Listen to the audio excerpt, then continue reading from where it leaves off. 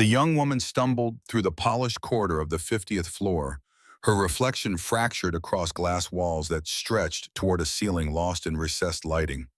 Rebecca Foster, 26 years old with a master's degree from Columbia, still warm in her hand, pressed one palm against her mouth to muffle the sounds escaping her throat. The other clutched a leather portfolio that had cost her 2 weeks' salary back when she thought this job would change everything. It hadn't. It had broken something instead. Behind her, through the frosted glass doors of Catherine Monroe's executive suite, two small figures stood motionless. 8.5 years old, dressed in identical navy jumpers with white collars that looked starched enough to cut skin. Their hair pulled back so tight it seemed to stretch their faces into masks. They didn't move. They didn't cry from it. They just existed in that terrible stillness that only comes when a child has learned that feeling anything makes everything worse. Rebecca didn't look back. She couldn't. If she looked back, she might see the thing she'd spent 6 weeks trying to ignore. Those girls weren't monsters. They were drowning. And every adult who'd walked into their lives had thrown them anchors instead of ropes, calling it help, because the anchors came with credentials and hourly rates and leather-bound planners full of behavioral modification strategies. The elevator doors slid open with a whisper. Rebecca stepped inside and finally let herself break. 3 floors down, a man in a faded blue uniform that read haze above the pocket guided a mop across marble with the steady rhythm of someone who'd turned repetition into meditation. Daniel Hayes, 42 years old, with hands that still remembered how to hold chalk and eyes that still tracked movement the way teachers learned to, always watching for the kid in the corner, the one everyone else stopped seeing. He'd been invisible for 6 years. It was safer that way. The building hummed around him with the particular silence of 5:30 in the morning, that pocket of time when the city held its breath between the night shift clocking out and the day shift brewing their first coffee. Daniel preferred this hour. No executives rushing past with their phones pressed to their ears like life support. No assistants clicking down hallways in shoes that cost more than his monthly rent. Just him and the building and the work that never changed, never surprised, never asked him to be anything more than present. His phone buzzed in his pocket. He ignored it. The mop moved in careful arcs, overlapping each pass by exactly 3 inches, not because anyone would notice, but because precision was the only thing that made the emptiness feel like purpose. The phone buzzed again. Daniel set the mop against the wall and pulled out a device with a cracked screen he'd been meaning to replace for 8 months. A text from Noah's school. Morning check-in confirmed, all good today. He typed back a thumbs-up emoji and pocketed the phone. All good. The phrase meant Noah had eaten breakfast without incident, had put on clothes without a meltdown, had made it to the special needs classroom without the kind of overwhelm that could spiral a Tuesday into a catastrophe. All good was the best they got these days. And Daniel had learned to be grateful for it, even while grief wrapped around the words like a fist. Sarah would have known what to do with the mornings when all good felt like failure. She'd had a way of making the ordinary feel magical, of turning a scrambled egg into a smiley face and a car ride into an adventure. Daniel just had routines and timers and the kind of exhaustion that lived in his bones like marrow. The elevator chimed. Rebecca Foster emerged, makeup running in gray rivers down her cheeks, and walked straight past Daniel without seeing him. She wasn't the first. In 6 years of working at Westfield Tower, Daniel had become the human equivalent of the fire extinguisher on the wall. Necessary, probably, but not something anyone thought about until everything was burning. He watched her push through the revolving doors into the Manhattan dawn, then returned to his mop. The marble gleamed under fluorescent light, perfect and cold, and completely indifferent to the small human dramas that played out across its surface. Daniel understood that indifference. He'd spent 3 years cultivating his own version of it after Sarah's Honda had hydroplaned on the Queensboro Bridge during a rainstorm that meteorologists later described as unseasonable. As if weather could ever be reasonable. As if death cared about statistics. The thing nobody told you about grief was how much of it was just boring. The sharp edges dulled after a week left you with this low-grade ache that felt less like tragedy and more like tinnitus. Always there, always humming, easy to ignore until the moment it wasn't. Daniel had learned to function around it the way you learn to function around a bad knee or a chronic cough. Wake up, make breakfast, pack the lunchbox, Drop Noah at school. Come here. Clean. Go home. Repeat. The routine was a cage, but cages felt safe when the alternative was a free fall. Upstairs, in an office that cost more per square foot than most people made in a month, Catherine Monroe sat behind a desk made of reclaimed Brazilian hardwood and tried not to think about the fact that she just watched her 14th tutor quit in 11 months. Her hands were steady as she sorted through the stack of resumes her assistant had prepared.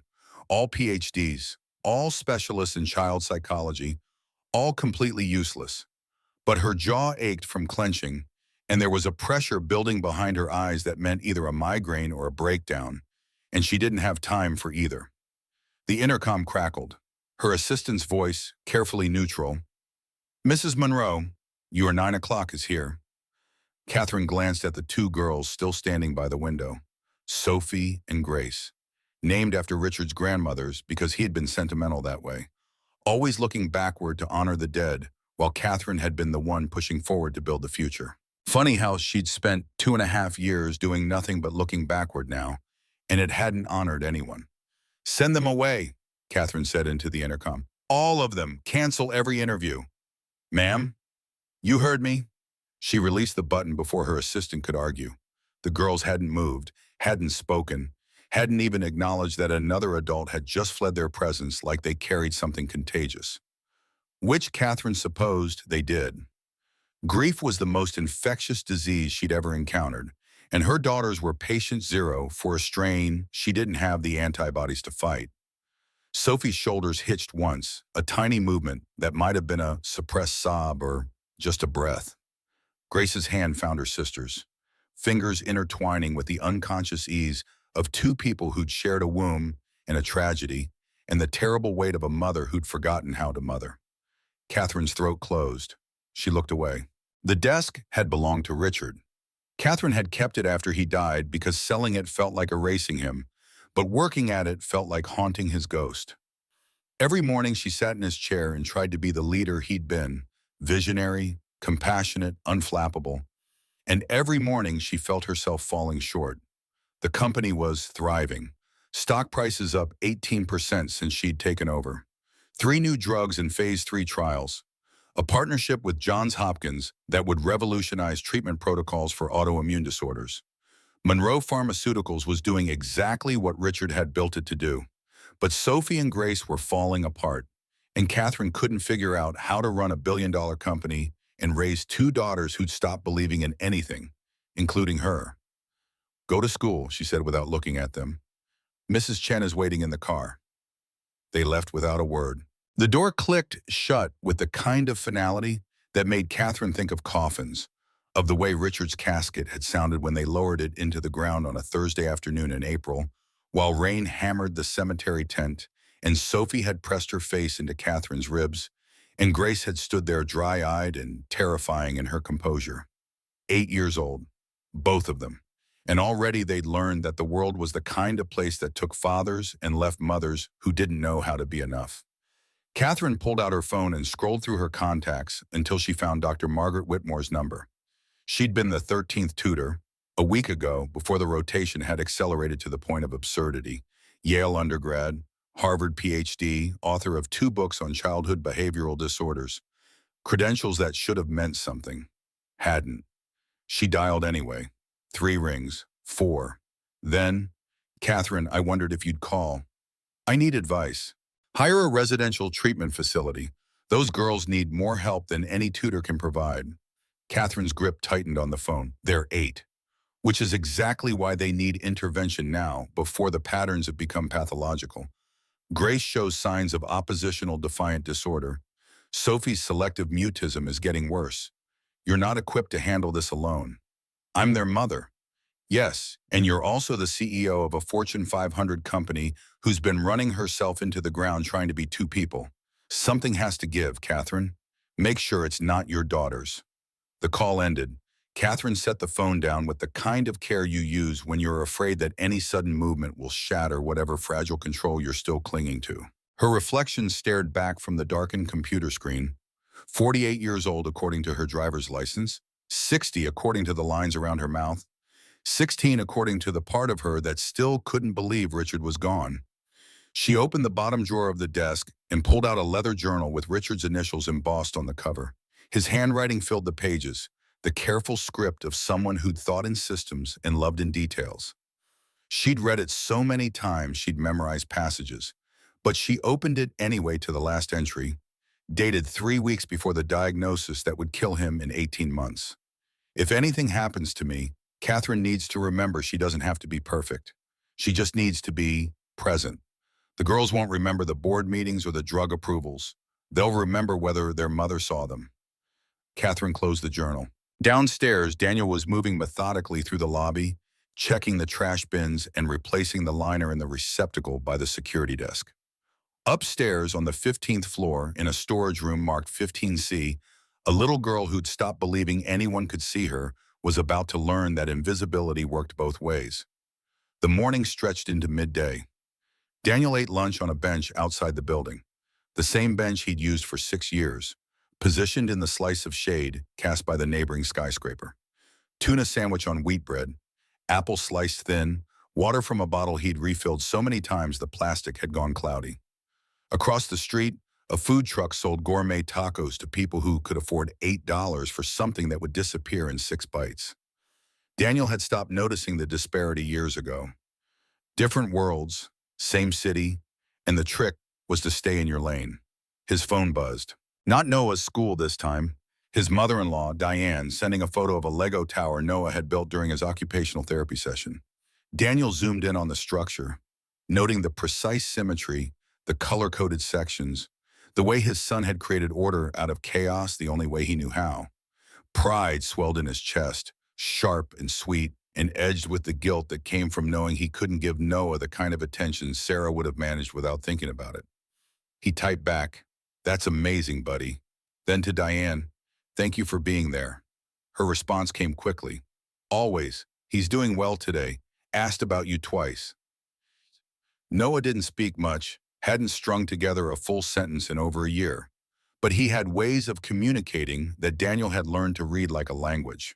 A particular hum meant he was content. A repeated gesture meant he needed something. Eye contact, rare as snow in July, meant he was trying to say something important. Daniel finished his sandwich and headed back inside. The afternoon shift meant restocking supplies on the upper floors, checking the bathrooms, emptying the recycling bins from the executive suites. Routine work that left his mind free to wander, which was both a blessing and a curse. The blessing, he could think about Noah's Lego tower and Diane's patience and the way his son's eyes had lit up last night when Daniel had found a YouTube video of someone building a replica of the Empire State Building entirely out of blocks. The curse, he could also think about the empty side of the bed, the photographs he'd stopped looking at, the voice he was starting to forget. Floor 15. Daniel keyed into the storage room using his master access card. The overhead fluorescent flickered twice before steadying, casting harsh light across metal shelves stocked with paper towels and cleaning solutions and boxes of printer paper no one would touch for months. He grabbed a fresh roll of paper towels and turned toward the door. That's when he heard it. Crying. Soft, muffled, the sound of someone trying desperately not to be heard. Daniel froze. Building policy was clear. Staff didn't interact with family members of executives unless directly addressed. He'd been trained on it during orientation, reminded of it during annual reviews. Boundaries were important. Lawsuits were expensive. Mind your business and clean the floors. He should have left. Instead, he set down the paper towels and moved deeper into the storage room, past the first set of shelves, toward the corner where the ventilation made that particular humming sound that probably drove the maintenance guys crazy. And there, wedged between 2 boxes of copy paper, was a little girl in a navy jumper clutching a teddy bear so worn the fur had gone bald in patches. Sophie. He recognized her from this morning, though he couldn't have said her name. She had the kind of face that belonged on a Victorian postcard. Delicate features, dark hair, eyes that seemed too large for her skull. Right now, those eyes were red and swollen, and her whole body was shaking with the effort of keeping quiet. Daniel knelt down, slowly, making himself small and unthreatening, the way he'd learned to do with Noah when his son was on the edge of sensory overload. They looked at each other. Sophie's crying hitched, stopped, Terror replaced grief on her face. That instant transformation kids make when they have been caught doing something they think will get them in trouble. She pressed herself harder against the wall, making herself as small as possible, and Daniel's heart cracked down the center because he knew that move. He'd seen Noah do it 100 times. "Hey," Daniel said, quiet, calm, the voice he used when Noah was spiraling. "It's okay. You're not in trouble." She didn't respond, didn't breathe, just stared at him with those enormous eyes, waiting for the yelling or the punishment or whatever consequence 8.5 years of life had taught her to expect. Daniel sat down on the floor, putting them at the same eye level. He didn't reach for her, didn't move closer, just sat. 1 minute passed, then another. The fluorescent hummed overhead. Somewhere in the building a phone rang. The ventilation system cycled on, pushing cold air through the grates. Sophie's grip on the teddy bear loosened fractionally. "I'm Daniel," he said. "I clean the building." Still nothing. "That's a good bear," he continued. "What's his name?" Sophie's mouth opened, closed, opened again, finally in a voice barely louder than the ventilation. "Richard Jr." Something in Daniel's chest twisted. "That's a strong name. My daddy gave him to me." The words came out like a confession, like she was admitting to something shameful. Before, she couldn't finish. Daniel understood. "My wife gave my son a lunchbox with a dinosaur on it," he said. "I still use it every day." Sophie looked at him properly for the first time, processing what he'd just revealed. "Your wife? She died 3 years ago. Car accident. My daddy died too. Cancer." They sat with that truth between them, two people united by the particular club nobody wanted to join. Daniel thought about all the well-meaning idiots who told him that time healed all wounds, that life went on, that he'd find happiness again if he just stayed positive. None of them had lost a spouse at 39, with a son who couldn't process what had happened, and a future that had rearranged itself into something unrecognizable. "Does it get better?" Sophie whispered. Daniel didn't lie to children. He'd spent 5 years teaching second grade before Sarah died, and he'd learned early that kids could smell dishonesty like sharks smell blood. "It gets different," he said. "The missing doesn't go away. You just learn to carry it. Everyone says I should be over it. It's been 2 years. Rage flashed through Daniel, white-hot and instant. He pushed it down. "There's no timeline for missing someone you love. Anyone who tells you different doesn't understand." Sophie studied his face, searching for something. Whatever she found must have satisfied her, because her shoulders dropped an inch and the desperate edge left her breathing. "I'm not supposed to be here," she said. "Where are you supposed to be?" "With the new tutor. But she kept asking me why I was being difficult. And I'm not trying to be difficult, She trailed off, overwhelmed by the impossibility of explaining feelings she probably didn't have words for yet. "I know," Daniel said. And the terrible thing was, he did. He'd spent 3 years being told he needed to move on by people who'd never lost anyone, who thought grief was something you could schedule around like a dental appointment. He'd been told Noah needed structure and discipline when what Noah needed was patience and presence. He'd been told he was making things harder by being too soft, too lenient, too unwilling to just get over it and return to normal. As if normal was a place you could return to instead of something that weighed out along with the person you'd loved. The door opened. Another girl appeared, identical to Sophie in every way except the expression. Where Sophie was soft edges and raw emotion, this girl was all sharp angles and defensive armor. "Sophie!" Her voice held equal parts relief and irritation. "Mom's looking for you." Grace. Had to be. Twins, but not the kind who finished each other's sentences. The kind who'd learned to survive by dividing the labor. One felt everything, one felt nothing. Both were drowning in different ways. Grace's gaze landed on Daniel. Her eyes narrowed. "Who are you?" "He's nice," Sophie said quickly. "He understands." "He's the janitor." Grace made it sound like an accusation. Daniel stood, careful to keep his movements slow. "That's right, I clean the building." Grace stepped between him and her sister, a tiny warrior in a school uniform, and Daniel saw the fear underneath the bravado. She thought he was a threat. She thought everyone was a threat. And why wouldn't she?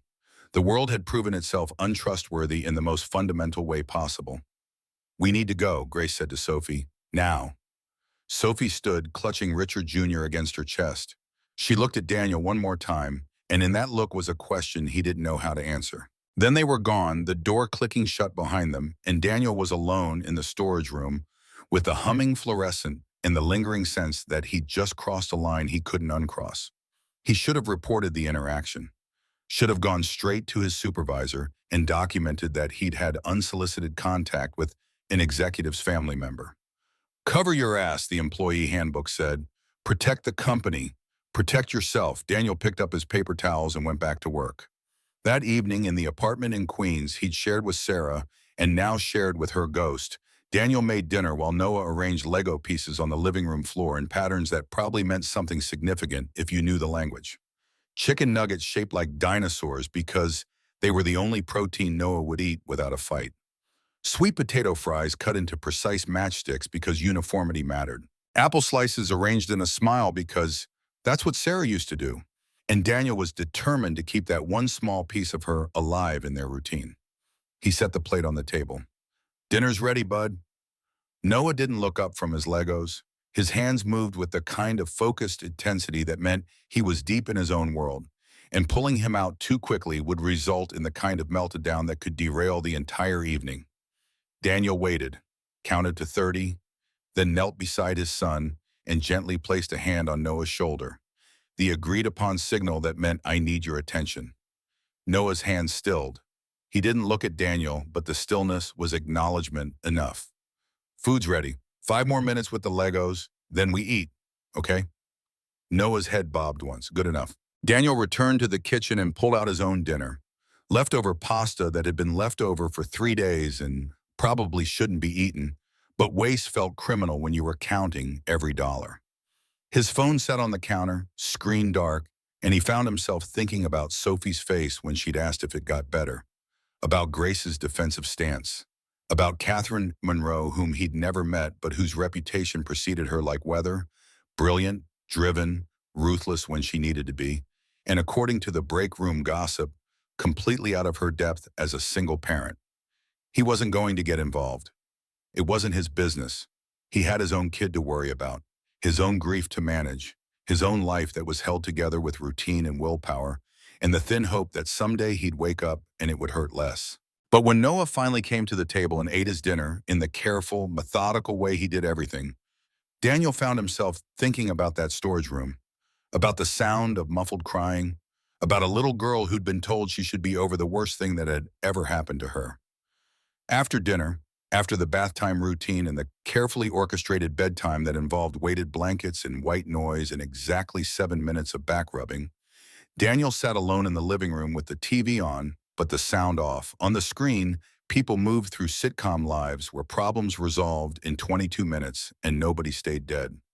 On the coffee table, a framed photo of Sarah grinning, her arm around his shoulders, both of them younger and stupider, and convinced that love was enough to protect you from anything. He picked up the photo, traced her face with one finger. "I don't know what to do," he said to the empty room. "Those girls. They're lost, Sarah, and I should just mind my own business, but he'd seen himself in Sophie's eyes. He'd seen Noah in the way Grace had positioned herself as a shield. He'd seen all the ways grief could rearrange a family into something unrecognizable. And the thought of just walking away from that made him feel like he was betraying something fundamental about who he used to be, who he maybe still was, underneath all the invisible armor. His phone buzzed, a text from Diane. "Noah did great today. You're doing a good job." Daniel set down Sarah's photo and typed back, "Doesn't feel like it most days." Diane's response came quickly. "That's how you know you care." He put the phone away and sat in the blue glow of the silent television until exhaustion made the decision for him. Tomorrow he'd go back to the building and do his job and mind his own business. Tomorrow he'd be invisible again, safe in his routine, protected from the kind of entanglements that could remind him he was still capable of feeling things he'd rather not feel. Tomorrow. Tonight he just sat with Sarah's photo and thought about a little girl who'd named her teddy bear after her dead father, and wondered what kind of world made children carry that much weight. 3 weeks passed like water through Capantines. There but not quite graspable, moving too fast to measure properly. Daniel maintained his routine with the precision of someone who'd built his entire life on not deviating from the script. 5:15, wake up, breakfast for Noah, drop off at the special needs program by 7. Westfield Tower by 7:30. Clean, eat lunch on the bench, clean more. Pick up Noah at 3. Dinner, bath, bed, repeat. Except now there was a crack in the routine, a hairline fracture that kept widening no matter how much he tried to ignore it. Every time he passed the 15th floor, he thought about Sophie in that storage room. Every time he emptied a trash bin in the executive suite, he wondered if those girls were still cycling through tutors like disposable razors. Every time he went home to Noah, he thought about how Grace had positioned herself as a shield and recognized the mathematics of survival, one child absorbing all the emotions so the other could function. He didn't see them again, didn't look for them, but the not seeing felt deliberate now, a choice he was making instead of the default state of invisibility he'd cultivated for 6 years. On a Tuesday that felt like every other Tuesday, Daniel was cleaning the 20th floor when Frank Martinez found him. Frank ran building security, former NYPD, early 50s, the kind of guy who still wore his badge number on a chain under his shirt, even though he'd retired from the force 8 years ago. He and Daniel had the relationship of two men who recognized each other's quiet competence and respected it enough not to prick them. Hayes, Frank's voice carried that particular note that, man, this wasn't a casual conversation. Need you in my office. Daniel's stomach dropped. He set down his mop and followed Frank to the security hub, a windowless room on the 20th floor filled with monitors showing feeds from every camera in the building. Two other guards sat at the consoles, not looking at Daniel, but clearly aware of his presence. Frank gestured to a chair. Daniel sat. Want to tell me why you were in storage room 15C with Catherine Monroe's daughter 3 weeks ago? So this was it. Someone had reviewed the footage. Someone had flagged the interaction. Someone had decided that a janitor spending 15 minutes with an executive's child was worth investigating. Never mind that the child had been hiding and crying and clearly in distress. She was upset. Daniel kept his voice level. I made sure she was okay, then she left with her sister. You know the policy. Staff doesn't interact with executive family members without explicit permission. She was 8 years old and crying in a storage room. What was I supposed to do? Frank leaned back in his chair, studying Daniel with the kind of assessment that comes from 2 decades of reading people for a living. I pulled your file. You've been here 6 years, never late, never a complaint, never an issue. Until now. Is this an official reprimand? That depends. What were you doing in that room with her? The question landed like an accusation wrapped in bureaucratic language. Daniel felt heat crawl up his neck. Not embarrassment, anger. The insinuation beneath Frank's words was clear enough. I was restocking supplies. She was hiding. I sat with her until she felt safe enough to leave. That's it. Did you touch her? No. Did you say anything inappropriate? I told her my wife died. She told me her father died. We talked about grief. Then her sister came and they left. Frank's expression shifted. Something like understanding crossing his features before professional neutrality reasserted itself. He pulled out a tablet and turned it toward Daniel, showing frozen footage from the storage room camera. Daniel and Sophie sitting on opposite sides of the frame. No contact, no threat, just two people sharing space. Catherine Monroe pulled this footage herself, Frank said. Spent 3 weeks reviewing security recordings from all over the building. You want to know what she found? Daniel didn't respond. She found you helping Elena Rodriguez carry boxes when her back was acting up. She found you sitting with Jake Morrison after he got fired, just listening while he worked through it. She found you organizing the lost and found like it was a museum instead of a pile of junk nobody's coming back for. Frank paused. She also found out you used to be a teacher. That was a long time ago. Not so long you forgot how to see kids who need help. The room felt smaller suddenly, the walls pressing in with implications Daniel didn't want to examine. He'd spent 6 years being invisible, specifically to avoid this kind of scrutiny, this kind of vulnerability. Helping people was a reflex he couldn't quite kill, but he'd learned to do it quietly, to leave no trace that might invite questions about who he used to be. Am I in trouble or not? Frank powered off the tablet. Catherine Monroe wants to meet with you today, 4 o'clock. Why? That's between you and her. But Hayes? Frank's expression softened into something almost sympathetic. Whatever she's about to offer you, think hard before you say yes. That woman's brilliant, but she's also desperate. And desperate people make decisions they regret. Daniel left the security office with his pulse hammering in his ears and his thoughts spiraling into territories he deliberately avoided for years. Catherine Monroe wanted to meet with him. There was only one reason an executive worth 9 figures would summon a janitor, and it had everything to do with 2 girls who'd lost their father and nothing to do with Daniel's qualifications for anything except cleaning floors. He should have said no immediately. Should have told Frank to pass along his regrets and his sincere hope that the Monroe family found what they needed. But it wouldn't be from him. He had Noah to think about. He had a life that worked precisely because he didn't take risks or make choices that might destabilize the careful balance he'd achieved. But he thought about Sophie asking if it got better, and he thought about Grace's defensive stance, and he thought about Noah sitting alone on the living room floor arranging Legos into patterns that made sense only to him. He thought about what it meant to be seen versus what it meant to survive, and how those two things weren't always compatible. At 3:55, Daniel took the elevator to the 50th floor. His uniform was clean, but faded from 6 years of industrial washing. His hands were calloused from mop handles and rough from cleaning chemicals. He didn't belong here any more than a sparrow belonged in a jewelry store, but the elevator delivered him anyway, doors opening onto a reception area that probably cost more to furnish than Daniel made in 5 years. Catherine Monroe's assistant, a woman in her 30s with the kind of professional armor that suggested she'd seen some things, looked up from her computer. Recognition flickered across her face. "Mr. Hayes, she's expecting you." Daniel followed her to the frosted glass doors he'd seen Rebecca Foster flee through 3 weeks ago. The assistant knocked once, opened the door without waiting for an answer, and gestured for Daniel to enter. Catherine Monroe sat behind Richard Monroe's desk, backlit by floor-to-ceiling windows that turned her into a silhouette against the Manhattan skyline. She stood as Daniel entered, and he got his first clear look at the woman whose daughters he'd somehow gotten tangled up with. 48 years old, according to the business magazines in the building's lobby. Dressed in a gray suit that probably had a designer name Daniel wouldn't recognize. Hair pulled back in a style that suggested control rather than fashion. And eyes that held the particular exhaustion of someone who'd been running on empty for so long they'd forgotten what full felt like. "Mr. Hayes, thank you for coming." "Ma'am," she gestured to the chair across from her desk.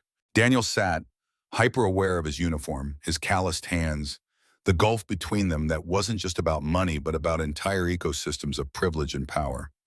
Catherine didn't sit. Instead, she walked to the window, hands clasped behind her back, and stared out at the city. "I've watched you for 3 weeks." Her voice was clinical, almost detached. "Every shift, every interaction, the way you move through this building like you're mapping it in 3 dimensions, the way you notice things other people miss." Daniel waited. "You used to be a teacher, PS 117 in Queens. 5 years, specialized in special education, particularly nonverbal students. You were nominated for Teacher of the Year in your 4th year." She turned to face him. "Then your wife died and you disappeared from the profession entirely." Hearing his past recited like a resume made Daniel's chest tighten. "I had a son to support. Teaching doesn't pay enough. Janitors make less. Janitors have flexible hours and fewer emotional demands." Something flickered in Catherine's expression. Recognition, maybe, or respect for the honest answer. She returned to her desk and sat down, finally putting them at eye level. "I've had 14 tutors in 11 months, all highly credentialed, all completely ineffective." She paused, and when she continued, her voice had lost some of its professional polish. "My daughters are drowning, Mr. Hayes, and I don't know how to save them. I'm sorry for your loss. I'm not looking for sympathy, I'm looking for help." Here it was, the moment Frank had warned him about. Daniel could feel the trap closing, could see the exact shape of what Catherine was about to propose, and every instinct he'd developed over 6 years of carefully constructed invisibility screamed at him to refuse. I'm not a therapist. I'm not a tutor. I'm a janitor who spent 15 minutes with your daughter because she was crying. And in those 15 minutes, you did what 14 professionals couldn't. You made her feel seen. Catherine leaned forward, her exhaustion momentarily replaced by something sharp and desperate. I'm not asking you to fix them. I'm asking you to do what you did in that storage room. Just be present. You don't know anything about me. I know you were investigated after your wife's death. I know the police cleared you completely. I know you quit a job you love to support your son. I know you've been invisible for 6 years, but you can't quite stop helping people. She pulled out a folder and slid it across the desk. I know more about you than any of those 14 tutors, and none of them made my daughters feel anything except worse. Daniel didn't touch the folder. What are you offering? 10 hours a week, $75 an hour. You spend time with Sophie and Grace. Not tutoring, not therapy, just presence. $750 a week. $3,000 a month. $36,000 a year on top of his janitor salary. The math hit Daniel like a fist. That was Noah's therapy copays for a year, his special needs program fees, the security deposit on an apartment that didn't have mold growing behind the bathroom tiles. No, Catherine blinked. Excuse me? I appreciate the offer, but no, I have my own son. I can't take on someone else's children. Bring him. Your son, my daughters, maybe they can help each other. The suggestion hung in the air between them. Absurd and dangerous, and somehow exactly right. Daniel thought about Noah's isolation, his carefully constructed routines, his world that consisted of Legos and therapy sessions, and a father who was doing his best but knew it wasn't enough. He thought about Sophie and Grace, who'd learned to survive by dividing themselves into pieces. He thought about what it would mean to tangle four broken people together and hope something good came out of the collision. 2 weeks, he heard himself say, trial period. If it doesn't work, we stop. No questions, no guilt. Agreed. My son comes every time. That's non-negotiable. Of course. And this stays professional. I work for you, that's it. Clear boundaries. Catherine stood and extended her hand. Clear boundaries. Daniel shook it, feeling the gulf between them collapse and reform into something else. Not equality, never that, but maybe something like mutual desperation masquerading as hope. As he left her office, Catherine called after him. Mr. Hayes? He turned. Thank you for seeing them when no one else did. Daniel took the elevator down in silence, his thoughts churning through everything he'd just agreed to. Frank was right. Catherine Monroe was desperate, and desperate people made decisions they regretted. The question was whether Daniel would be the one regretting this, or whether this was the first smart thing he'd done in 6 years. That evening, he sat Noah down at the kitchen table with the visual schedule he'd learned to use from Dr. Park. Pictures in simple text, new activity, after school, with 2 girls. They are sad, like we were sad when Mommy left. Noah studied the schedule with the intense focus he brought to everything that mattered. His hands moved to his Legos, the self-soothing behavior that meant he was processing something difficult. Daniel waited, counting his breaths, giving his son the space to work through the anxiety that any change in routine triggered. After 5 minutes, Noah looked up. His eyes met Daniel's for a fraction of a second. Rare, precious, and he nodded once. Permission, or at least acceptance. Daniel hugged him, feeling the familiar rigidity that meant Noah was tolerating the contact but not necessarily enjoying it, and thought about how much courage it took for his son to agree to something new. 10 years old and already braver than most adults Daniel knew. The next day at 4 o'clock, Daniel and Noah stood on the doorstep of a brownstone in the Upper East Side that probably cost more than Daniel would make in 3 lifetimes. Catherine answered the door herself, dressed in jeans and a sweater that made her look almost human instead of like a CEO. She glanced at Noah, then at Daniel, and something in her expression suggested she understood exactly what kind of trust he was extending by bringing his son here. Come in. The interior was nice but not ostentatious. Comfortable furniture, books on shelves, photographs on walls showing a smiling man with his arms around 2 small girls. Richard Monroe in better days, before cancer had started eating him from the inside out. The resemblance between the twins and their father was striking, And Daniel found himself looking away from the photos because grief was a private thing, and staring at someone else's felt invasive. Sophie and Grace sat on the couch in identical positions, back straight, hands folded, faces carefully neutral. They looked at Daniel with recognition, then at Noah with curiosity edged with wariness. "This is my son, Noah." Daniel kept his voice gentle. "He has autism. He doesn't talk much, but he listens to everything." Noah didn't acknowledge the introduction. He walked past everyone to the corner of the room, sat down on the floor, and pulled a small box of Legos from his pocket. Within seconds, he was building something with the kind of focused intensity that shut out the rest of the world. Sophie slid off the couch. Grace hissed something at her, a warning maybe, or just the reflexive protectiveness of someone who'd appointed herself guardian. But Sophie ignored her, crossing the room to sit near Noah. Not too close, respectful of the invisible boundaries Daniel had taught himself to recognize. She watched Noah build for 3 minutes without speaking. Then tentatively, "What are you making?" Noah's hands didn't pause, didn't acknowledge the question, just kept building. Sophie looked at Daniel, uncertain. "He needs time to process new people. Just sit with him, he'll let you know when he's ready." She settled into a cross-legged position and watched. Grace remained on the couch, arms crossed, radiating skepticism in something darker. Fear, maybe, or the bone-deep exhaustion of someone who'd been disappointed too many times to risk hope. Daniel sat in an armchair near the window, close enough to intervene if needed, but far enough to give them space. Catherine hovered in the doorway, clearly wanting to be involved, but smart enough to recognize that her presence might complicate things. 10 minutes passed. 20. The silence wasn't uncomfortable, just weighty with expectation and careful assessment. Noah finished whatever he was building, a tower with precise angles and color-coded sections, and sat back to study it. Then carefully he pushed 3 Lego pieces towards Sophie. She looked at the pieces like they were something precious.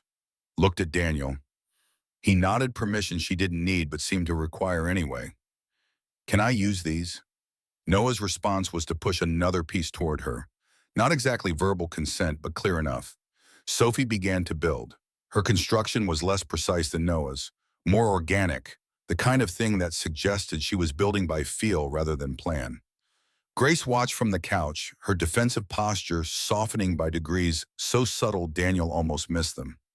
After 30 minutes, Grace stood and crossed the room. She knelt beside Sophie and Noah, careful to maintain distance but close enough to see what they were building. "You're doing it wrong," she said to Sophie. "Not cruel, just matter of fact. That piece goes better on the bottom for structural support." Sophie looked at her sister, then at the Lego construction, then back at Grace. "Show me?" Grace's hands moved with confident precision, adjusting Sophie's work, explaining the logic even though Noah almost certainly wasn't listening. But the act of teaching seemed to transform her. The defensive armor cracking enough to let through a glimpse of the girl underneath, the one who was good at explaining things and maybe even liked it. Daniel glanced at Catherine. She stood in the doorway with one hand pressed to her mouth, eyes bright with something that might have been tears if she'd let herself cry. But she didn't. She just watched her daughters interact with 2 strangers in a way they hadn't interacted with 14 highly credentialed tutors. And Daniel could see her recalibrating in real time, reassessing whatever assumptions she'd had about what her children needed. The hours stretched into 90 minutes. Noah finished his tower. Sophie and Grace finished their collaborative piece. The 3 children sat in a rough semicircle, not talking but existing together in a way that felt less like tolerance and more like tentative acceptance. As Daniel and Noah prepared to leave, Sophie stood and approached them. She was holding Richard Jr., the worn teddy bear, and she looked at Noah with an expression that was trying very hard to be brave. "Will you come back?" Daniel glanced at Noah. His son didn't respond verbally, but he pulled out another Lego piece from his pocket and handed it to Sophie. A small red rectangle that probably had some significance in Noah's internal logic system. Sophie took it like it was made of gold. "Tomorrow?" "Tomorrow," Daniel confirmed. Walking home through the Manhattan twilight, Noah's hand tucked into his as they navigated crosswalks and avoided tourists, Daniel felt something shift in his chest. Not hope exactly. Hope felt too fragile, too dangerous. But maybe the absence of the numbness that had carried him through the last 3 years. like he'd been holding his breath underwater and had just now remembered that breathing was an option. His phone buzzed. A text from Catherine. "Thank you, I watched Sophie smile today. Really smile. First time in months." Daniel didn't respond. He pocketed the phone and focused on getting Noah home safely, on maintaining the routine that kept both their lives from falling apart. But the text sat in his consciousness like a seed, something small and persistent that refused to be ignored. Over the next 2 weeks, the afternoon sessions developed their own rhythm. Day two, Noah brought different Legos. Sophie asked if she could show him her drawings, abstract things full of color and emotion that reminded Daniel painfully of Sarah's artistic streak. Grace moved closer to their circle, pretending to read but clearly listening. Day three, a rainy afternoon where Daniel taught them origami. Noah struggled with the folds. Grace surprisingly helped him with the kind of patient instruction that suggested she'd make a good teacher herself if she could get past the defensive walls. Day four, the breakthrough. Sophie asked about making lunchboxes, the ones Daniel prepared for Noah each morning with the same attention to detail Sarah had once brought to the task. "Why do you make them like that?" Sophie wanted to know, examining the way Daniel had arranged apple slices into a smiling face. Dinosaur-shaped chicken nuggets positioned his eyes. "Because it makes him smile even when he doesn't feel like smiling." Sophie considered this with the seriousness of someone much older. "My mom used to make us lunches before Daddy got sick. She used to spell our names in crackers." "That's a good memory." "Yeah, it is." Day five, the real shift. They were in Catherine's kitchen. She'd given Daniel permission to use it freely, when Grace approached and asked the question that had clearly been building in her since they met. "Why did your wife die?" Direct, uncompromising.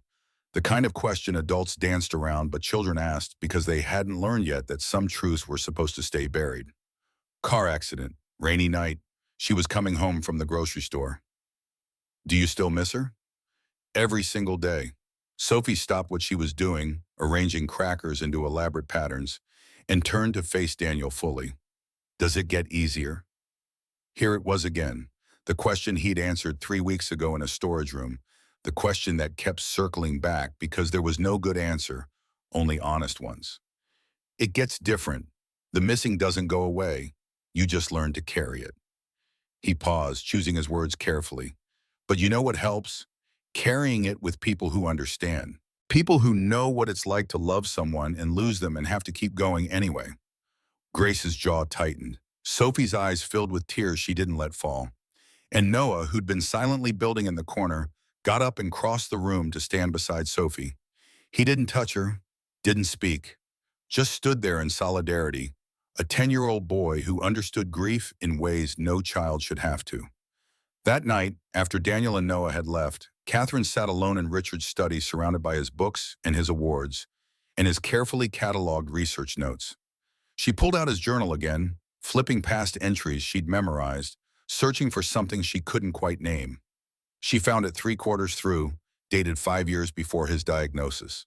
"The girls asked today why I go to work every day. I told them it's because I want to help people. Sophie asked if helping people makes me happy. I said yes, but the truth is more complicated. Helping people gives me purpose. Purpose gives me meaning. Meaning makes the hard days bearable. I hope they learn that. I hope they find their own meaning, their own way to help. I hope they learn that being alive isn't about being happy all the time. It's about finding reasons to keep showing up." Catherine closed the journal and pressed it against her chest, feeling the leather warm under her palm. Richard would have liked Daniel Hayes, would have recognized in him the same quiet competence, the same fundamental decency that had made Richard himself so easy to love, would have understood that sometimes the people who help you most are the ones you never see coming. Week two brought complications. Daniel was refilling soap dispensers on the 43rd floor when his supervisor found him. Bill Kowalski, late 50s, career building maintenance, the kind of guy who measured success by whether things ran smoothly enough that nobody noticed him. "Hayes, got a minute?" They stepped into an empty conference room. Bill closed the door, which was never a good sign. "You've been spending time with Mrs. Monroe's daughters." Not a question, an observation that demanded explanation. "She hired me, private arrangement. Doesn't affect my work here." "Doesn't affect Hayes? You're a janitor spending unsupervised time with an executive's children. You see how that looks? Daniel felt anger spike through his carefully maintained calm. I see how it looks to people who assume the worst. I also see two girls who needed help and a mother desperate enough to hire someone who'd actually pay attention to them. Someone filed a complaint. The words landed like a punch. What kind of complaint? Anonymous. Came through the board member portal. Bill looked uncomfortable, like he was delivering news he didn't believe but had to act on anyway. Says you have a history, that there was an investigation involving a child 3 years ago. Daniel's hands clenched into fists. The investigation. The police showing up at his door 2 weeks after Sarah's funeral, asking questions about why he'd let his wife drive that night, whether there had been any fights, any reason he might have wanted her gone. The social worker interviewing Noah, trying to determine if the boy was safe with a father who clearly wasn't coping. The nightmare weeks of being treated like a suspect instead of a grieving widower, all because someone, he never found out who, had called in an anonymous tip suggesting Sarah's death wasn't an accident. They'd cleared him, obviously. The rain had been measured, the road conditions documented, the skid marks analyzed. Sarah had hydroplaned at exactly the wrong moment, hit the guardrail at exactly the wrong angle, and died on impact. No foul play, no negligence, just the kind of random tragedy that proved the universe didn't care about fair. But apparently someone had dug up that investigation and decided it meant something it didn't. I was investigated because my wife died suddenly and someone thought it was suspicious. Daniel kept his voice level through sheer force of will. I was cleared, completely. It's public record. I know, I pulled the file, but the complaint raises questions about liability, about optics. Bill sighed. Look, I don't think you're doing anything wrong, but I've been told to tell you to step back. Stop the arrangement with Mrs. Monroe's kids, at least until this gets sorted. Sorted how? Board's looking into it. Should have an answer in a few days. Daniel left the conference room with his pulse hammering and his thoughts spiraling into dark territories. Someone had filed a complaint. Someone wanted him away from Sophie and Grace badly enough to weaponize his past. The question was why, and the answer probably had more to do with Catherine Monroe's position than anything Daniel had actually done. He finished his shift on autopilot, his mind churning through implications and consequences. If he kept seeing the girls, he risked his job. If he stopped, he abandoned two children who just started to trust him. Both options felt like losing, and Daniel was tired of losing. At 3 o'clock, instead of picking up Noah and heading to the brownstone, he texted Catherine. Need to talk, can't come today. Her response came within seconds. What happened? Someone filed a complaint. About my past. I've been told to step back. 3 dots appeared, disappeared, appeared again. Then, come to my office, now. Daniel found Diane at Noah's program and explained he'd be late. Diane, who'd been a saint through the last 3 years, just nodded and said she'd keep Noah as long as needed. Then Daniel took the subway back to Manhattan, back to Westfield Tower, back to Catherine Monroe's 50th floor office where this had all started. She was pacing when he arrived, phone pressed to her ear, voice cold enough to freeze water. I don't care about the complaint. I hired Mr. Hayes, I vetted him. I approved every session. A pause. Then find out who filed it. That's not a request. She ended the call and turned to Daniel. Sit. He sat. Tell me exactly what happened. Daniel recounted his conversation with Bill, the anonymous complaint, the implication that his investigated past made him unsuitable to be around children. Catherine listened with the kind of focused intensity that suggested she was already 3 steps ahead, already calculating responses and countermoves. When he finished, she pulled out her phone and made a call. Frank, Catherine Monroe, I want to know who accessed Daniel Hayes' employment file in the last 2 weeks. Pause. I'll wait. She put the phone on speaker. They sat in silence while Frank presumably pulled records and cross-referenced access logs. Daniel's stomach churned with the particular anxiety of being the subject of investigation, even a benign one. Frank's voice crackled through the speaker. Board member Robert Hutchins accessed the file 4 days ago. Catherine's expression went arctic. Thank you, Frank. She ended the call and was out of her chair before Daniel could process what he'd just heard.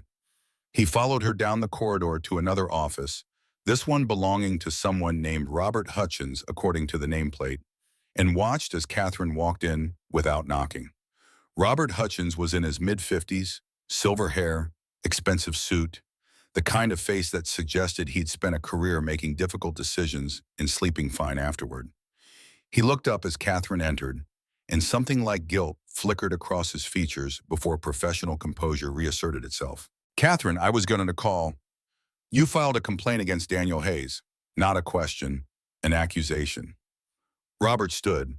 "I raised concerns, legitimate concerns about a man who was investigated and cleared 3 years ago, about a widower who quit teaching to support his son, about someone who's done more for my daughters in 2 weeks than 14 credentialed professionals did in a year." Catherine's voice could have cut glass. "What were you thinking?" "I was thinking that you're making decisions based on desperation instead of judgment. I was thinking that the board is already questioning your leadership. I was thinking that letting a janitor—" "He's not just a janitor. He's a human being who sees my daughters as human beings instead of problems to solve. And what happens when it falls apart?" Robert's voice rose to match hers. "What happens when he realizes he's in over his head and walks away?" "Those girls can't take another loss, Catherine. They'll break." The anger drained from Catherine's face, replaced by something worse, understanding. Daniel watched the realization dawn that Robert wasn't acting out of malice but out of fear, the kind of fear that came from loving people and watching them suffer and feeling powerless to help. Her voice went quiet. "I made a promise to Richard before he died. I promised I'd take care of them. All of them. The company, the girls, myself, and I've been failing at 2 out of 3. She looked at Daniel, then back at Robert. "Mr. Hayes is helping. For the first time in 2 years, my daughters are showing signs of healing. If you take that away from them because you're afraid of what might happen, you're the one breaking them." Robert's jaw worked. He looked at Daniel, really looked at him for the first time, and Daniel saw the assessment happening. The same kind of risk calculation he'd done himself before agreeing to this arrangement. "I made a promise to Richard too," Robert said finally. "I promised I'd look after you and the girls. Make sure you didn't destroy yourselves trying to be something you are not. I'm not trying to be a nothing except their mother. And right now, that means accepting help from someone who understands what they're going through." The silence stretched between them, loaded with history and grief and competing loyalties. Then Robert sighed and seemed to age 5 years in the space of a breath. "If this goes wrong, then I'll deal with it, but not before giving it a chance to go right." Robert looked at Daniel again. "You hurt those girls, and I don't care about your past or your son or your circumstances. I will make your life hell." Daniel met his gaze without flinching. "If I hurt those girls, I'll deserve it." Something in Robert's expression shifted. Not approval exactly, but recognition. The acknowledgement that Daniel understood the stakes and wasn't treating this like a job, but like something that mattered. "The complaint gets withdrawn," Catherine said. "Officially and immediately." Robert nodded. "Okay, but Catherine, the board's watching everything you do. Don't give them more ammunition." "Let them watch." They left Robert's office in tense silence. In the elevator, Catherine finally spoke. "I'm sorry, I knew the board was nervous about my decisions, but I didn't think anyone would go this far." "He's not wrong to be concerned. I am just a janitor. I don't have credentials or experience or any reason to think I can help your daughters." "Except you already have." She turned to face him. "Sophie smiled today. Did you know that? Before we left for school, she told me about the Lego piece Noah gave him. She's carrying it in her pocket like a talisman. That's more progress than 14 PhDs achieved." The elevator reached the lobby. They stepped out together, and Daniel was hyper-aware of the eyes tracking them. The receptionist, the security guard, the handful of employees still in the building at this hour. Catherine Monroe and the janitor, walking side by side, and the gossip that would generate. "I should go," Daniel said. "Noah's waiting." "Tomorrow, 4 o'clock, you and Noah." "Mrs. Monroe, Catherine, and that's not a request. It's a reminder that you made a commitment, and I'm holding you to it." She walked away before he could argue, heels clicking against marble with the kind of confidence that came from never having learned to doubt yourself. or having learned and refusing to let it show. Daniel stood in the lobby of Westfield Tower and thought about commitments and consequences, and the way helping people always seemed to cost him more than he planned to pay. Then he thought about Sophie's face when Noah had given her that Lego piece, about Grace teaching his son how to fold paper, about Catherine's expression when she'd watched her daughters interact with something resembling normal childhood behavior. He pulled out his phone and texted Catherine, "See you tomorrow." Her response came immediately, "Thank you." The subway ride to Queens gave Daniel time to process the day's complications. Someone had tried to weaponize his past, and Catherine had fought back with the kind of fierce protectiveness that suggested she saw this arrangement as more than just another failed attempt to fix her daughters. Robert Hutchins was a threat, but also possibly an ally, if Daniel proved himself trustworthy. And Catherine herself was revealed as someone who made decisions with her gut and defended them with everything she had. It was terrifying and exhilarating, and exactly the kind of entanglement Daniel had spent 6 years avoiding. Diane met him at the door to Noah's program with his son already packed up and ready. Noah's eyes found Daniel's immediately. Rare, precious, and there was a question in them that Daniel had learned to read. "Everything's okay, bud. We're still seeing Sophie and Grace tomorrow." Noah's shoulders relaxed fractionally. He pulled something from his pocket, a folded piece of paper, and handed it to Daniel. Unfolding it revealed a drawing in crayon. 4 stick figures, 2 tall, 2 small, all holding hands. Daniel's throat closed. "Did you draw this?" Noah nodded. "It's beautiful." They walked to the subway together, Noah's hand secure in Daniel's. And for the first time in 3 years, Daniel let himself imagine a future that included more than just survival. Not happiness exactly, that felt too presumptuous, but maybe purpose, maybe meaning, maybe the reason to keep showing up that Richard Monroe had written about in his journal. Maybe that was enough. Week 3 arrived with the kind of normalcy that felt dangerous, like walking on ice that looks solid but might crack under your weight at any moment. Daniel and Noah showed up at Catherine's brownstone each afternoon at 4, and the pattern they'd established began to feel less like an experiment and more like something real.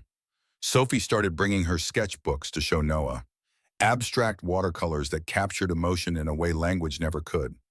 Grace asked Daniel about carpentry after watching him fix a wobbly table leg, her questions precise and hungry for practical knowledge.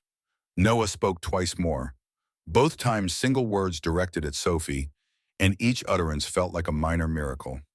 Catherine joined them more frequently now, sitting on the periphery and watching her daughters emerge from whatever cocoon they'd wrapped themselves in after Richard died. She was learning to let go of control, Daniel noticed.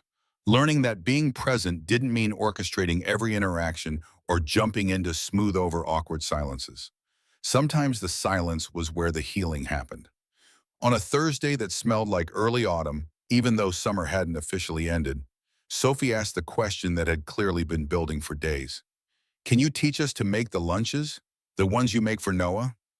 They moved to the kitchen together, all 5 of them, an odd configuration that shouldn't have worked, but somehow did.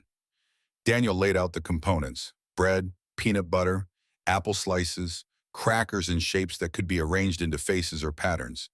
He demonstrated the precision Sarah had taught him, the care that turned ordinary food into something that said you matter without needing words. Grace watched with the intensity she brought to everything, already calculating improvements and efficiencies. Sophie's hands moved more tentatively, checking with Daniel frequently to make sure she was doing it right. Noah supervised from his corner, occasionally offering a Lego piece as commentary on their progress, his own language that only they were learning to decode.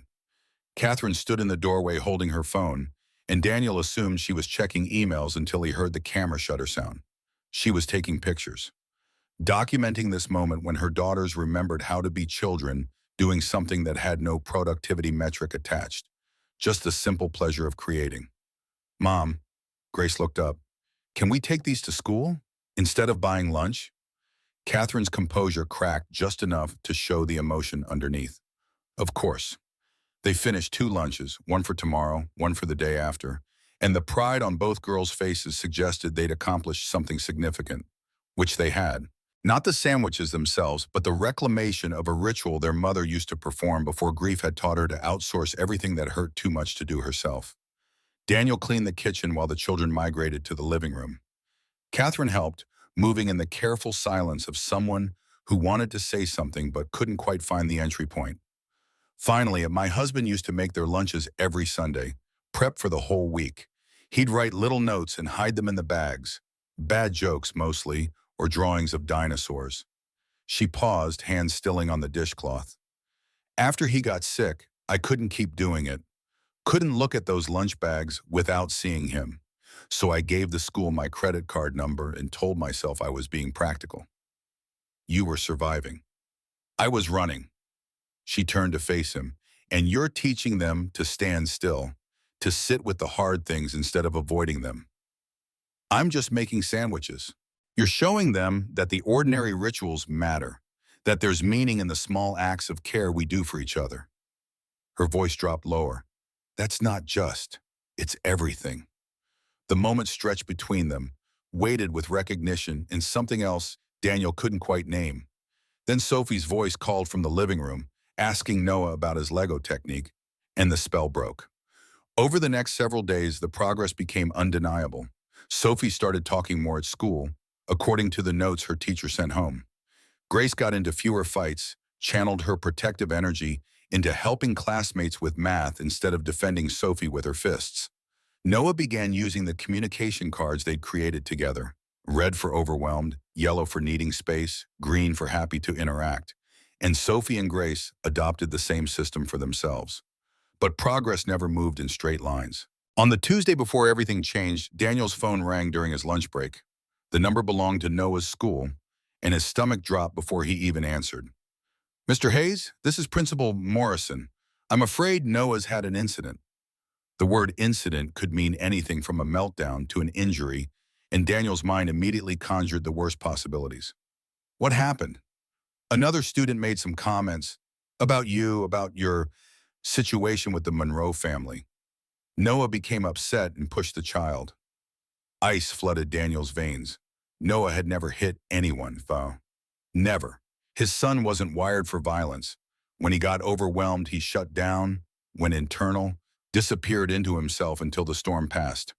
For him to lash out meant something had broken through defenses Daniel hadn't even known needed reinforcing. I'll be there in 20 minutes. He found his supervisor, explained there was a family emergency, and took the subway to Queens with his heart hammering against his ribs. The school's main office felt too bright, too cheerful with its bulletin boards full of student artwork and motivational posters about kindness. Noah sat in a chair outside the principal's office, face blank, hands moving through the repetitive motions that meant he was trying to self-regulate. Daniel knelt in front of his son. Hey, buddy, you okay? Noah didn't look at him, just kept moving his hands, fingers tracing patterns only he could see. Principal Morrison emerged, a woman in her 50s who'd always been kind to Noah, who understood that special needs kids required different approaches. But right now, her expression carried the weight of professional obligation, the need to enforce rules even when enforcement felt like punishment. Mr. Hayes, let's talk in my office. They sat across from her desk while she explained what had happened. Another student, 10 years old, should have known better, had cornered Noah during recess, had said things about Daniel, about how he was creepy for spending time with rich kids who weren't his, about how Noah's dad was probably doing something inappropriate because why else would a janitor be around children who weren't his own? Adult words coming from a child's mouth, which meant the child had heard them from adults. Probably parents who'd gotten wind of the arrangement between Daniel and Catherine Monroe and decided it meant something it didn't. Noah, who processed language slowly but understood cruelty perfectly, had shoved the other boy once, not hard enough to cause real injury, but hard enough to violate the school's zero-tolerance policy on physical violence. I understand the circumstances were difficult, Principal Morrison said, but I have to follow protocol. Noah's suspended for 3 days. He was defending me. I know, and the other student is also facing consequences for his verbal harassment.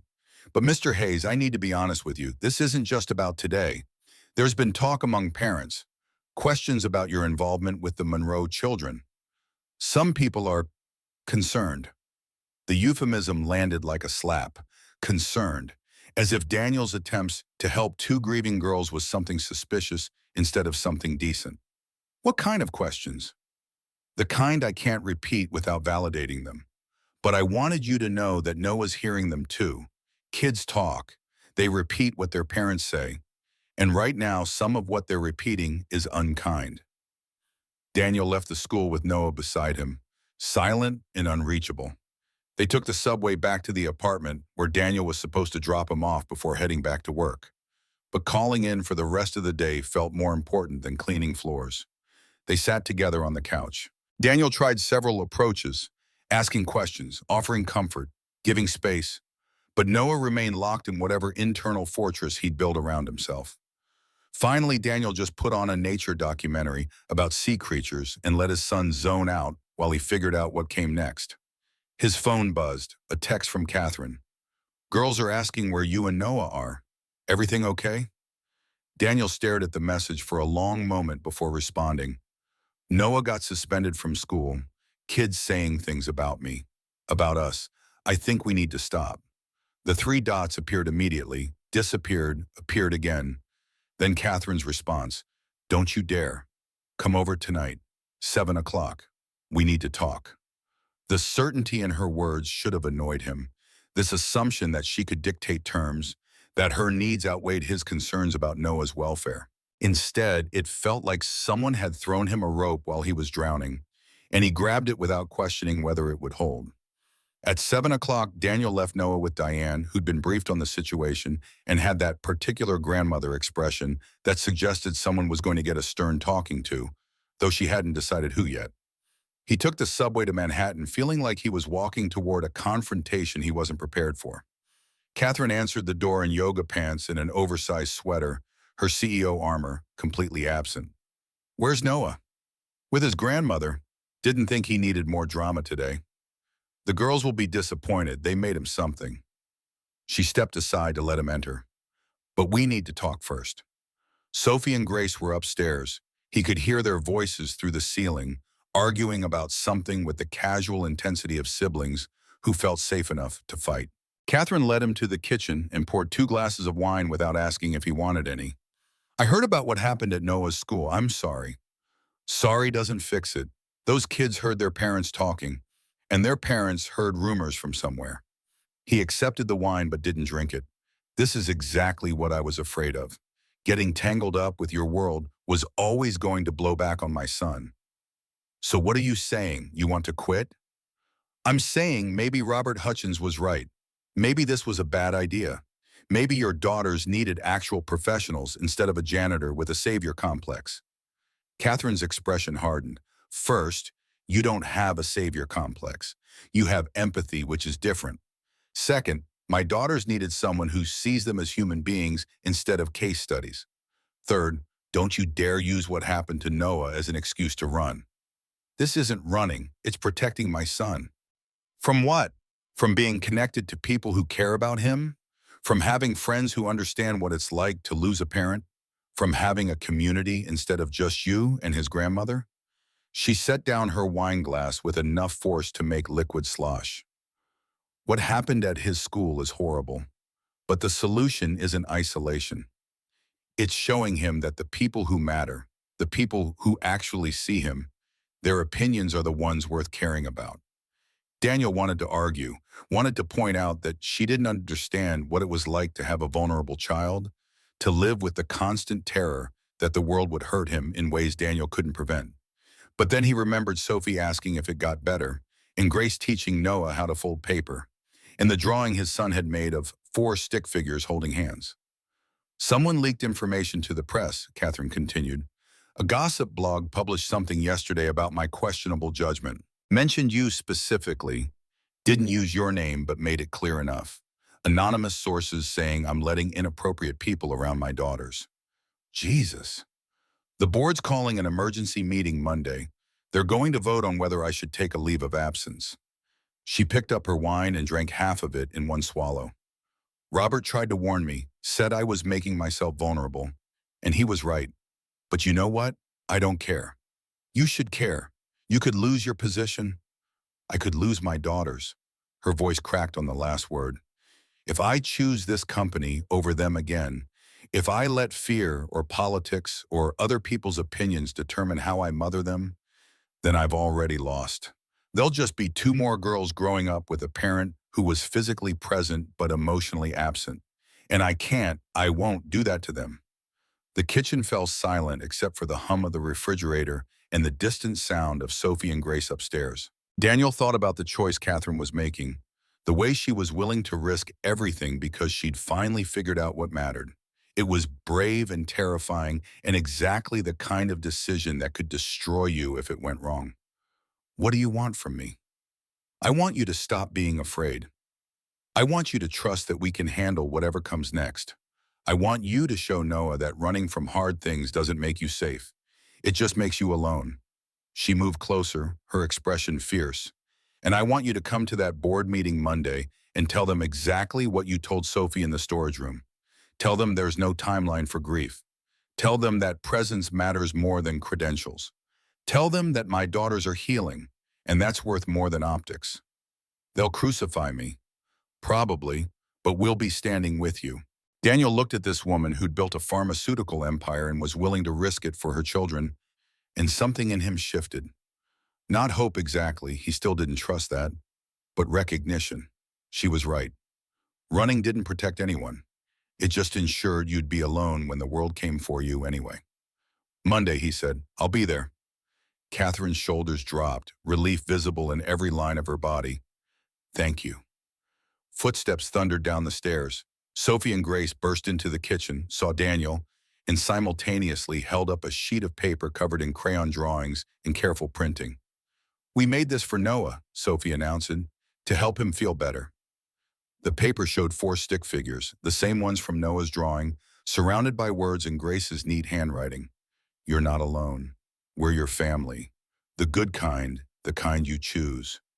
Daniel's throat closed. He took the paper carefully, like it was something precious that might dissolve if he handled it wrong. He's going to love this. Is he okay? Grace's face showed genuine concern, the defensive walls down enough to reveal the caring underneath. He's hurt, but he'll get better, especially when he sees this. They made him stay for dinner, Catherine insisted. The girls reinforced, and Daniel was too emotionally wrung out to argue. They ate pasta at the kitchen table like a real family instead of a collection of broken people trying to figure out how to function. The conversation flowed around topics that had nothing to do with grief or loss. School projects, favorite books, Noah's Lego techniques, whether pizza counted as a vegetable if it had tomato sauce. It felt almost normal, which was exactly what made it dangerous. Walking home that night with the girl's drawing in his pocket, Daniel called Diane. How's he doing? Better. He built something with those Legos you brought last week. Won't tell me what it is, but he seems calmer. Diane paused. Daniel, what are you going to do? Catherine wants me at a board meeting Monday to defend our arrangement. Publicly. And I think she's right. Running doesn't help. It just delays the pain. Your father used to say that. Diane's voice went soft with memory. After your mother died, he said the only way through grief was straight ahead. No shortcuts, no detours, just one foot in front of the other until you reach the other side. Is there another side? I don't know, but I know you won't find out if you keep running in place. Saturday brought unexpected complications. Daniel was doing laundry, the endless aisle of washing Noah's sensory-friendly clothes that couldn't handle regular detergent, when his phone rang. Unknown number. He almost didn't answer, but something made him pick up. Mr. Hayes, this is Michael Torres. I'm Catherine Monroe's attorney. Daniel's stomach tightened. Okay. I need to prepare you for Monday's board meeting. What you're walking into is essentially a trial, with you and Mrs. Monroe as the defendants. The board will have questions, pointed questions about your background, your qualifications, your intentions. I'm aware. Are you aware that Patricia Cole has already moved to have Mrs. Monroe removed from her position? That she's gathered enough votes to force a formal review? That your presence there could make things worse instead of better?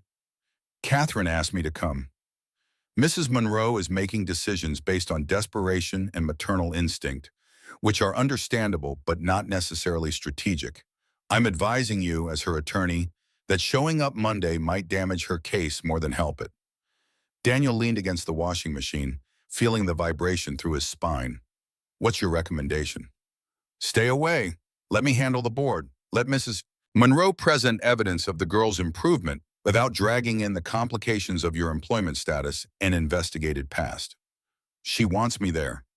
She wants support, but there are ways to provide support that don't involve making yourself a target. Torres sighed. Mr. Hayes, I'm not questioning your intentions, but optics matter. A janitor with a tragic background spending time with an executive's daughters. The board is going to use that against her. They'll paint you as evidence of her compromised judgment. Maybe her judgment isn't compromised. Maybe it's the only thing keeping her daughters alive. Silence on the other end. Then, Monday, 9 a.m., conference room on the 52nd floor. Dress professionally, answer only what you're asked. And for God's sake, don't volunteer information about your feelings or your past unless directly questioned. The call ended. Daniel finished the laundry on autopilot, his mind already playing out scenarios for Monday. All of them ended badly, but some were worse than others. The question was whether he was willing to let Catherine fight this battle alone when she'd been clear about wanting him there. Sunday, he took Noah to the park.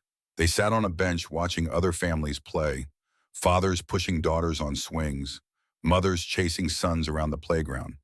The ordinary choreography of intact families that still felt like witnessing something from another planet.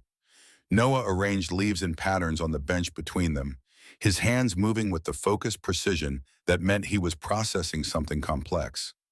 The girls made you something special, Daniel ventured. Want to see it? Noah's hands stilled. He looked at Daniel, brief but clear, and nodded. Daniel pulled out the drawing Sophie and Grace had made. Noah studied it with the same intensity he brought to his Legos, tracing the stick figures with one finger. Then he pointed to the words Grace had written. You're not alone. That's right, Daniel confirmed. You're not alone. Even when things get hard, even when other kids say stupid things, you have people who see you, who care about you. Noah folded the paper carefully and tucked it into his pocket. Then he leaned against Daniel's shoulder, a rare physical initiative that meant he was okay, or as okay as he knew how to be. They sat like that until the afternoon shadows grew long, and Daniel thought about chosen families and the courage it took to let people see you when being invisible felt safer. Thought about Catherine risking everything for her daughters. Thought about Sophie and Grace making art to comfort a boy they'd known for 3 weeks. Thought about Robert Hutchins filing complaints because he was afraid of people getting hurt. Everyone was afraid. The question was whether fear got to make the decisions. Monday morning arrived with the weight of inevitability. Daniel dropped Noah at school.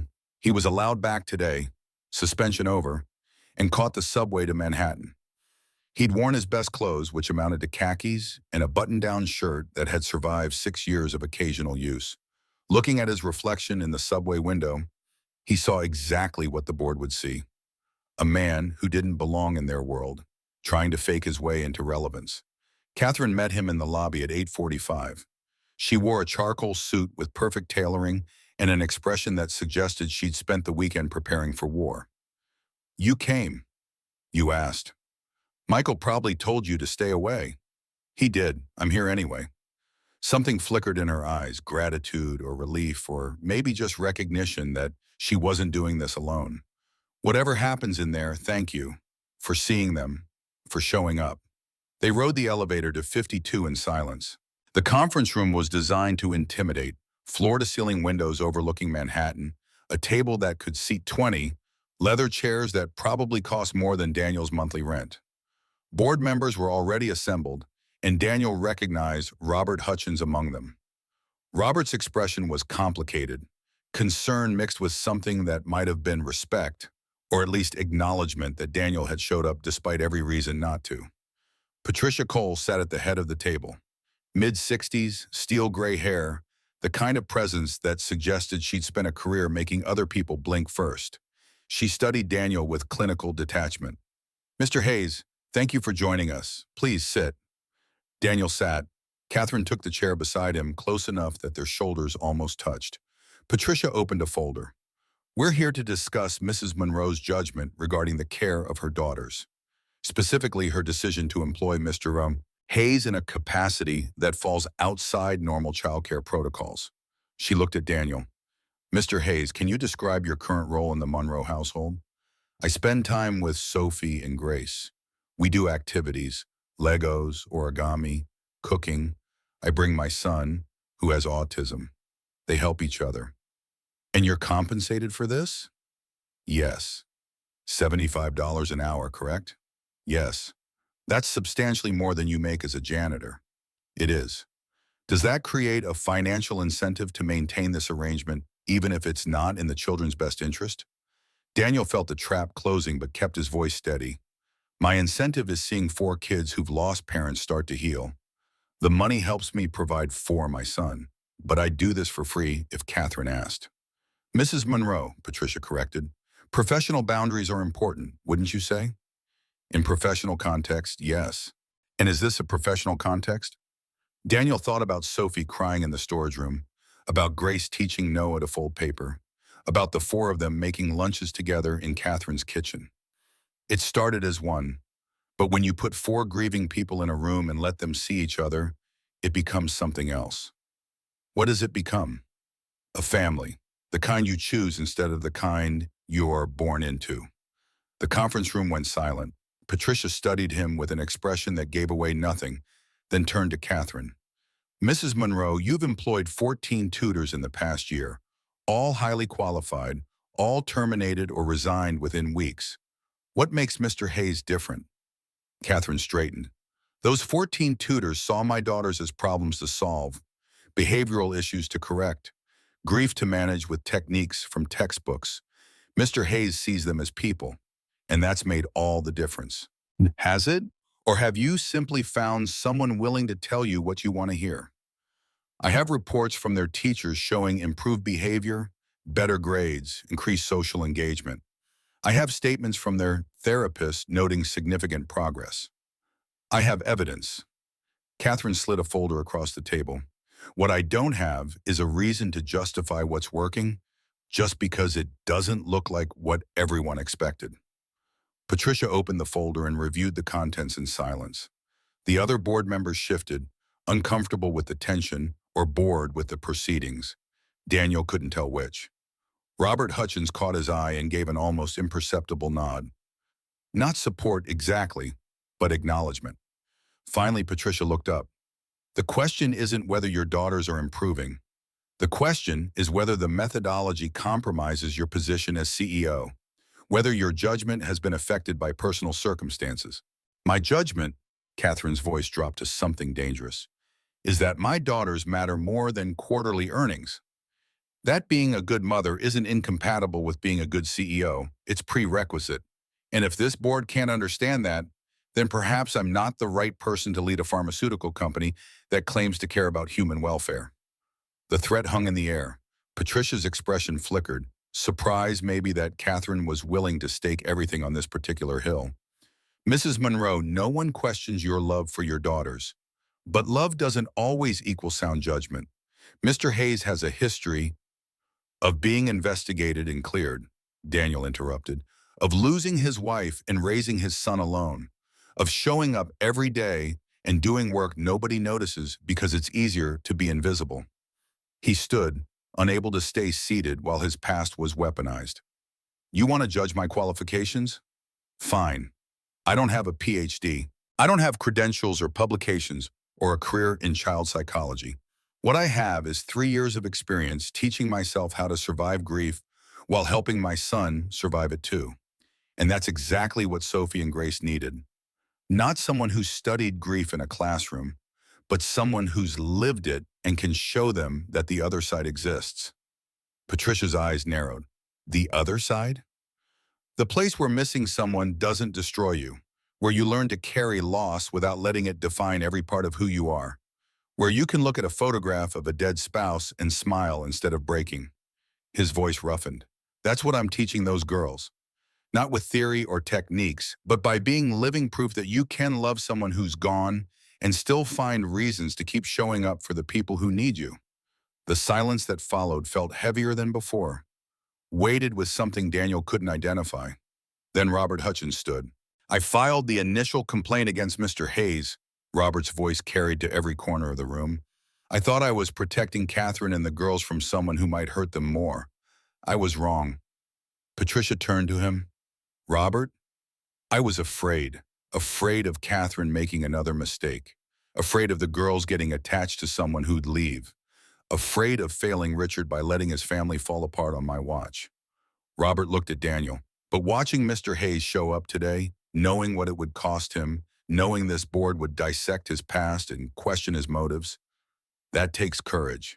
And maybe that's what those girls needed. Someone brave enough to stay when staying meant being seen. Patricia's composure cracked just slightly. She looked at the other board members, assessing votes and calculating outcomes with the speed of someone who'd navigated corporate politics for decades. This board will take a 15-minute recess. We'll reconvene to vote on whether Mrs. Monroe should take a leave of absence. They filed out, leaving Daniel and Catherine alone in the conference room. She was shaking, barely visible, but there, adrenaline working through her system in the aftermath of having risked everything. Thank you. Her voice was barely above a whisper. For what you said, for being here. They might still vote against you. I know, but at least I fought. At least I didn't let fear make the decision. When the board reconvened, Patricia's expression was unreadable. We've reached a decision. The motion to place Mrs. Monroe on leave of absence has been defeated.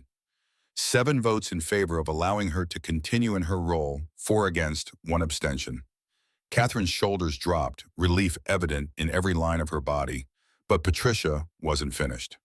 However, this board recommends that Mrs. Monroe implement stronger boundaries between her personal and professional life, that she consider additional oversight for her daughter's care, and that Mr. Hayes' arrangement be formalized with proper documentation and periodic review. Agreed, Catherine said immediately. Then this meeting is adjourned. They left the conference room together. In the elevator, Catherine finally let herself lean against the wall, exhaustion replacing the adrenaline that had carried her through the meeting. We won. You won, I just showed up. No. She looked at him with something fierce in her expression. We won because neither of us ran, because we stood there and told the truth even when the truth made us vulnerable. Daniel's phone buzzed, a text from Diane with a photo. Noah at school, surrounded by 3 other kids, all of them building something together with Legos. Below it, he made friends, real friends. Whatever you're doing, keep doing it. He showed the photo to Catherine. Her face transformed, not the professional mask she wore in the boardroom, but something genuine and unguarded. He's okay. He's more than okay. Her phone buzzed. She glanced at it and her expression shifted into something like wonder. Sophie's teacher. She wants to schedule a meeting to discuss moving Sophie out of the special support program. She thinks Sophie's ready for regular classes. The elevator reached the lobby. As the doors opened, Catherine's phone rang. Different number, business this time. She looked at the screen and something guarded returned to her features. Wall Street Journal. They want a statement about the board meeting. This was the price of victory. The world didn't let you celebrate in private once you'd made your choices public. Daniel started to step back, old instinct, the reflex to disappear when attention turned uncomfortable. But Catherine's hand found his wrist. Not pulling him forward, just anchoring him in place. She answered on speaker. This is Catherine Monroe. The reporter's voice was professional, already building the narrative. Mrs. Monroe, sources say your board meeting today addressed concerns about your judgment regarding childcare. Can you confirm that Daniel Hayes, a building employee, has been spending time with your daughters? Mr. Hayes isn't just a building employee. Catherine's voice carried the same steel she'd used in the boardroom. He's someone who understands grief, who sees my daughters as human beings instead of problems to solve. The board voted 7-4 in support of my decision to continue working with him. But given his lack of credentials didn't help my daughters. Compassion did. Someone willing to sit with them in their pain instead of trying to fix it did. She paused. We're done here. She ended the call and looked at Daniel. That's going to be tomorrow's headline. You okay with that? I'm okay with the truth. Whatever comes after, we'll handle it. They walked through the lobby together, and Daniel was hyper-aware of the eyes tracking them. The receptionist, the security guards, the handful of employees who'd recognized Catherine Monroe walking side by side with the janitor. The gossip that would generate, the speculation, the way some people would see vindication and others would see scandal. Outside, Manhattan afternoon light cut through the buildings in sharp angles. Catherine's phone buzzed again, this time a text. She looked at it and something like joy crossed her face. It's from Grace. She and Sophie want to know if you and Noah can come for dinner tonight. They're making the lunches for tomorrow and want to show Noah their technique. Daniel thought about his apartment in Queens, about the routine he'd built to keep everything from falling apart, about the safety of predictable evenings where nothing unexpected could hurt him. Then he thought about 4 kids who'd learned to hold each other's broken pieces together. What time? 6? And Daniel? She looked at him with an expression he couldn't quite read. This isn't just about tonight or this week. This is about showing up tomorrow and the day after that and choosing each other even when it's hard. That's what families do, the real kind. He understood what she was really asking. Not just dinner tonight, but commitment to something that would cost more than he'd planned to pay. Something that would keep him visible when invisibility had kept him safe for 6 years. Something that might break his heart all over again if it fell apart. I'll bring Noah, he said. The subway ride to Queens gave Daniel time to process everything that had happened. The board meeting where he'd stood up and defended his place in Sophie and Grace's life. Catherine's willingness to risk her position. Robert's unexpected support. Patricia's grudging acceptance. The reporter's call that would turn their private arrangement into tomorrow's headline. He'd spent 6 years trying to become invisible, and in 3 weeks he'd become the opposite, seen, scrutinized, judged by people who didn't know him and didn't care to. It was terrifying and exhausting, and exactly the kind of entanglement he'd avoided since Sarah died. But when he picked up Noah from Diane's house and showed him the text from Grace and Sophie, his son's face lit up with something Daniel hadn't seen in 3 years. Not happiness exactly, Noah didn't process emotions that simply, but anticipation, interest, the desire to be somewhere that wasn't just tolerable but actually wanted. The girls want us to come for dinner, Daniel said. They're making lunches and want to show you their technique. Noah pulled out the drawing Sophie and Grace had made. He'd been carrying it with him, but Daniel realized, keeping it in his pocket like a talisman. He pointed to the stick figures, then to Daniel, then to himself, asking without words if this was real. If they were really part of something that included other people. Yeah, bud, it's real, and we're going to keep showing up, even when it's scary. Noah nodded, then he did something he almost never did. He reached for Daniel's hand and squeezed once. Communication in the only language he trusted. They took the subway to Manhattan together as the late afternoon shifted into early evening. The city moved around them with its usual indifference. Millions of people pursuing their own complicated lives. None of them aware that Daniel Hayes had just chosen vulnerability over safety, connection over isolation, being seen over being invisible. Catherine answered the door before they could knock. She changed from her CEO armor into jeans and a sweater that made her look almost normal. Behind her, Sophie and Grace hovered in the hallway, trying to act casual but clearly excited. Noah! Sophie rushed forward, then stopped herself. She'd learned about Noah's boundaries, about how physical contact needed invitation. We have so much to show you, Sam. Grace was more measured, but Daniel saw the genuine pleasure in her face. We've been practicing. The sandwiches. We think we've improved the structural integrity. They moved to the kitchen in a configuration that had become familiar. All 6 of them fitting into a space that shouldn't have accommodated this many people, but somehow did. Sophie and Grace demonstrated their technique, narrating each step with the seriousness of master chefs sharing trade secrets. Noah supervised with occasional Lego pieces offered as commentary. Catherine and Daniel flanked the operation, not directing, but present. Mrs. Chen appeared with groceries for dinner.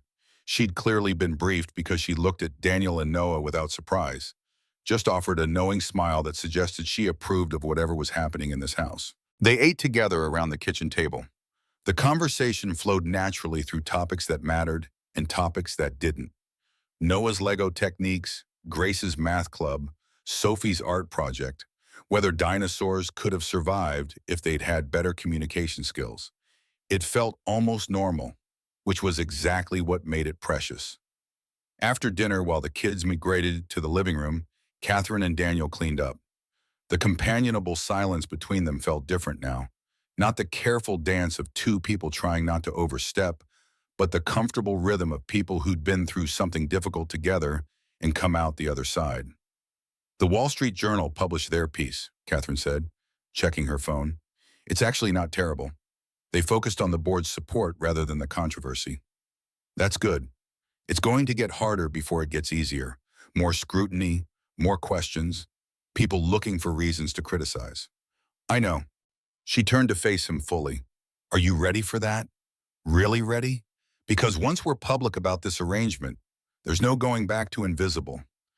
Daniel thought about the last 6 years, about the safety of being unseen, the protection of routine, the way invisibility had let him survive when surviving was the best he could manage. He thought about what it had cost him, the isolation, the loneliness, the way he'd stopped being a person and become a function. Then he thought about Noah building with friends at school, about Sophie ready for regular classes, about Grace channeling her protective instincts into helping instead of defending, about 4 people who'd found each other in the wreckage and learned to build something new. I'm ready to try, he said, and when it gets hard, I'll keep showing up anyway. That's what we do now. Catherine's eyes went bright, not quite tears, but close. Richard would have liked you, would have recognized in you the same thing I finally figured out, that presence matters more than perfection, that showing up broken is braver than pretending you're whole. From the living room came the sound of children's laughter, Noah's rare burst of sound, Sophie's bright giggle, Grace's deeper chuckle. It was the sound of healing happening in real time, messy and imperfect and absolutely real. Daniel's phone buzzed. Diane, his teacher called, says Noah participated in group sharing today, first time all year. Whatever you're doing, it's working. He showed the text to Catherine. She smiled, the genuine kind that reached her eyes and changed her whole face. They're going to be okay, she said. We're all going to be okay, Daniel corrected. Not perfect, not fixed, but okay. And sometimes that's enough. They stood in Catherine's kitchen with the sound of their children in the next room and the city lights beginning to glow outside the windows. Tomorrow would bring new challenges, media attention, judgment from people who didn't understand, the ordinary difficulties of blending 4 complicated lives into something resembling a family. But tonight they had this, proof that choosing people over safety, connection over isolation, vulnerability over invisibility was worth whatever it cost. From the living room, Grace called out, Daniel, can you come help us with this? We're building something and need your expertise. He looked at Catherine. She gestured toward the living room. Go, they need you. Daniel walked toward the voices of his chosen family, leaving behind the man who'd spent 6 years being invisible, becoming instead someone who let himself be seen. It was terrifying and exhilarating and exactly what healing looked like when you stopped running from it. In the living room, 4 children sat surrounded by Legos and drawing supplies in the comfortable chaos of people who'd learned to exist together. They looked up as Daniel entered, and in their faces he saw recognition. Not of the janitor or the widower or the father struggling to keep it together, but of someone who belonged. We're building the family, Sophie explained, gesturing to their Lego construction. All of us, but we need help with the structure.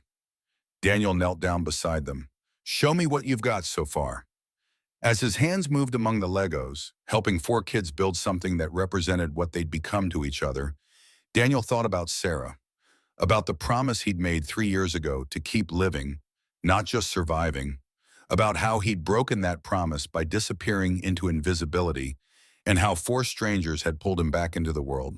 He thought about what his father had told Diane, that the only way through grief was straight ahead. No shortcuts, no detours, just 1 foot in front of the other until you reach the other side. Maybe there wasn't another side. Maybe grief was something you carried forever, learning to redistribute the weight so it didn't crush you. But maybe, just maybe, that weight got easier when other people helped you carry it. When you let yourself be seen in your brokenness and discovered that the people who mattered didn't need you to be whole. There, Noah said suddenly, one clear word directed at the Lego construction they'd built together. He pointed to the 6 figures they'd created. 2 tall, 4 small, all connected. It's us, Sophie said with satisfaction, the family we chose.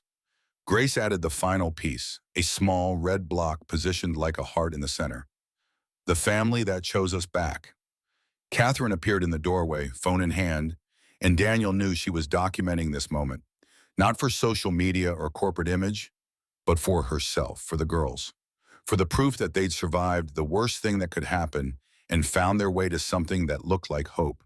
Time for bed soon, Catherine said gently. School tomorrow. The protest was immediate and expected. Sophie and Grace argued for 5 more minutes, 10, just until they finished one more thing. Standard kid negotiation tactics that felt startlingly normal after months of silence and shutdown. Noah needs to get home too, Daniel said, but we'll be back tomorrow, same time. Promise? Sophie asked. Daniel looked at his son, then at Catherine, then at these 2 girls who'd learned to trust again, despite every reason not to. Promise, and the day after that, and the day after that. That's what families do. As Daniel and Noah prepared to leave, Grace approached with something hidden behind her back.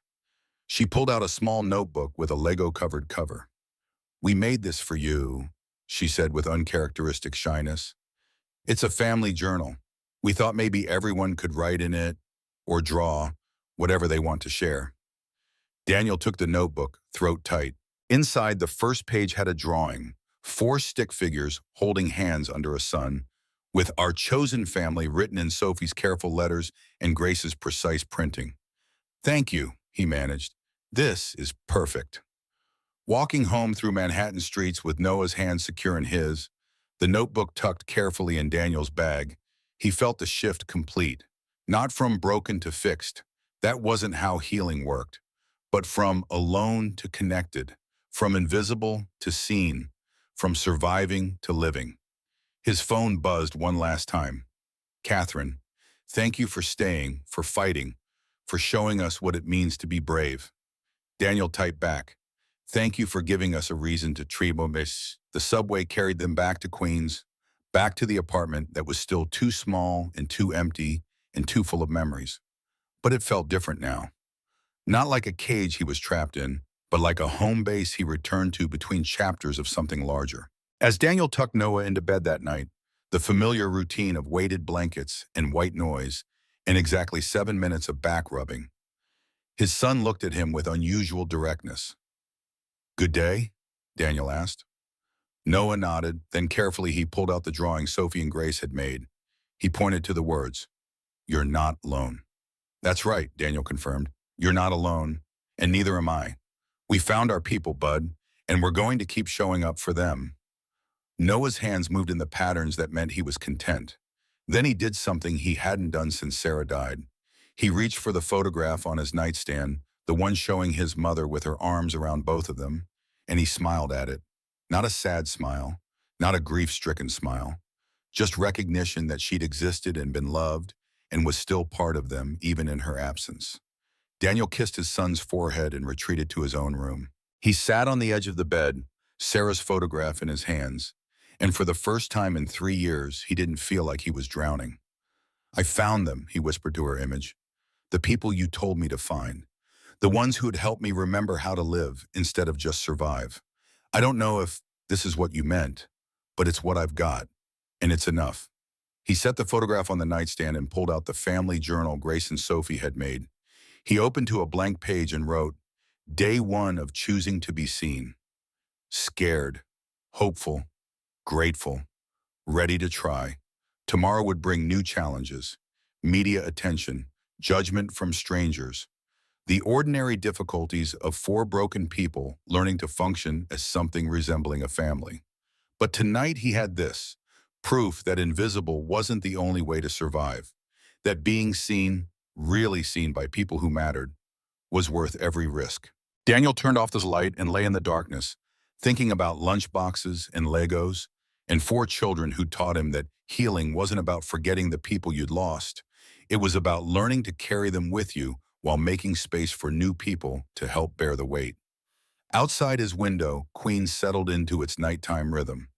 Somewhere in Manhattan, Catherine Monroe was probably tucking her own daughters into bed, marveling at how 3 weeks had transformed them from unreachable to present.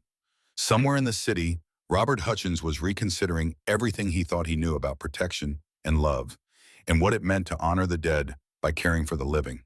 Somewhere, people were making choices between safety and connection, Invisibility and vulnerability, surviving and living. Daniel had made his choice, and tomorrow he'd make it again, and the day after that. Because that's what showing up meant. Not a single heroic gesture, but the quiet courage of returning again and again to the people who saw you and chose you anyway. It was enough. For now, it was more than enough.